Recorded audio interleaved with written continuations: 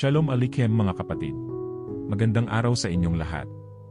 Sa lecture na ito, tatalakayin natin ang isang fundamental na katotohanan ng kasulatan. Ang Diyos ay isa, at ang kanyang salita, na nagkatawang tao kay Kristo, ay hindi hiwalay na Diyos, kundi hayag na kapahayagan ng Ama.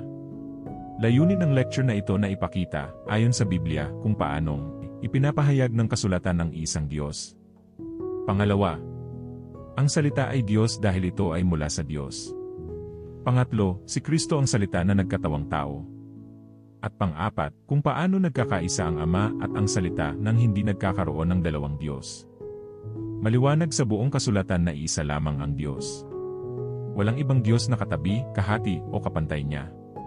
Ang Ama na ating Diyos ang pinagmulan ng lahat ng kapangyarihan, kalooban at layunin.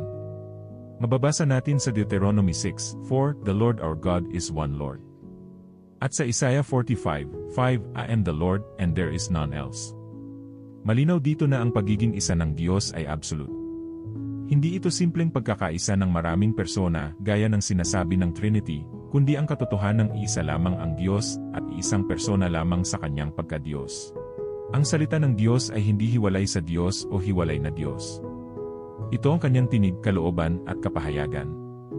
Kung ang salita ay nagmumula sa Diyos at gumaganap ng gawain ng Diyos, kung gayon, ito nga ay Diyos dahil siya ang nagsalita at pinanggalingan ng salita.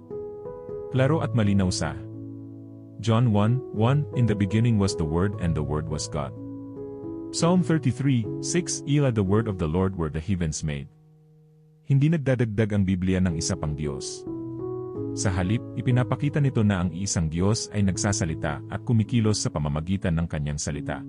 Ang salita ay hindi nagsimulang umiral sa Bethlehem. Siya ay mula pa sa pasimula. Ngunit sa takdang panahon, ang salita ay nagkatawang tao upang ihayag ng Diyos ang sarili niya sa sangkatauhan.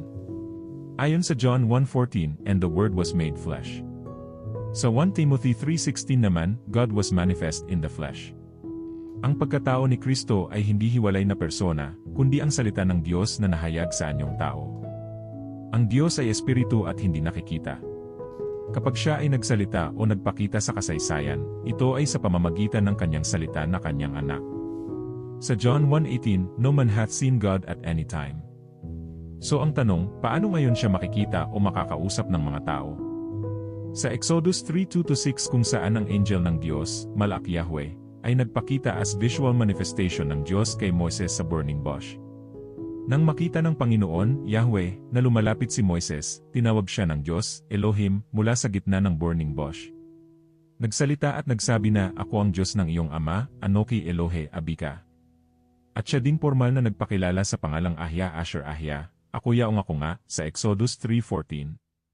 Hindi ito pangkaraniwang anghel, dahil ang anghel na ito ay tumatanggap ng pagsamba at direktang nagpapakilala bilang Diyos, na hindi gagawin ng isang ordinaryong anghel dahil bawal silang sambahin. Tulad ng makikita sa Revelation 22:8-9 kung saan tumanggi ang anghel na sambahin. Tandaan natin sa Colossians 1:15 na si Kristo ang larawan ng Diyos na hindi nakikita. Siya din ang nakakausap ni Abraham noon na si Melchizedek. Siya din ang bato at nasa ulap na kasakasama nila Moises noon. Sa makatuwid, ang tinig na narinig ng mga propeta, ang kasama sa paglalang ng Ama, at ang anghel ng Panginoon na nagpakilala kay Moises ay ang mismong buhay na salita ng Diyos na kumikilos at nagsasalita, hindi hiwalay at isa pang persona. Sana'y nasusundan nyo.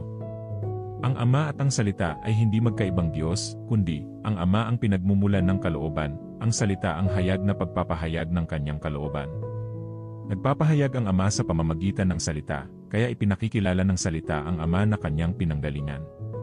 Ito ang dahilan kung bakit sinasabi ni Kristo na hindi siya nagsasalita mula sa kanyang sarili, kundi mula sa Ama. Ang pagkaiisa ng Ama at ng salita ay hindi partnership, kundi unity of being. Hindi ito 1 + 1 = 1. Hindi din ito 2 = 1, at lalong hindi na 1 + 1 + 1 = 1, kundi isang Diyos na nagpapahayag sa pamamagitan ng kanyang salita. Ang salita ay umaayon o sumusunod sa Ama sapagkat ang Ama ang pinagmulan.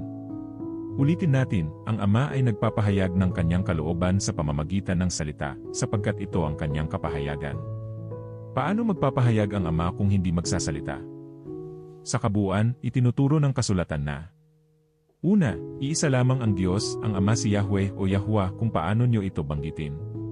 Pangalawa, ang salita ay Diyos dahil ito ay mula sa Ama. Pangatlo, kung ang pangalan ng Ama ay Yahuwah o Yahweh, natural na ito din ang pangalan ng salita niya na nagkakausap ng mga propeta. Pang-apat, si Kristo ay ang salita ng Diyos na nagkatawang tao. Siya ang tinig at kapahayagan ng Diyos. Sa makatuwid, ang pagka-Diyos ni Kristo ay hindi hiwalay na pagka-Diyos sa Ama, kundi salita ng isang Diyos na nahayag sa laman. Hindi bagong Diyos o isa pang Diyos kundi mismong buhay na salita ng Diyos, na kumikilos at naghahayag sa kalooban ng kanyang Ama. Sana'y naunawaan niyo po sa tulong ng Espiritu Santo. Shalom, Shalom. Maraming salamat sa pakikinig. Maraming salamat kay Ama. Hallelujah!